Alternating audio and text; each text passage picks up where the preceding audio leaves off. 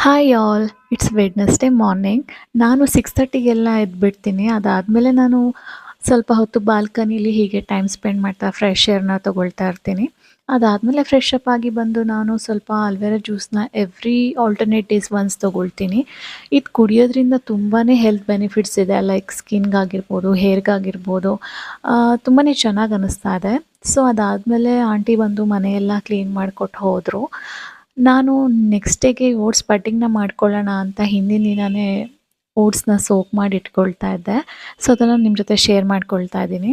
ಒಂದು 5 spoons of ಓಟ್ಸ್‌ಗೆ 1 spoon chia ಸೀಡ್ಸ್‌ನ ಆ್ಯಡ್ ಮಾಡ್ಕೊಳ್ತಾ ಇದ್ದೀನಿ.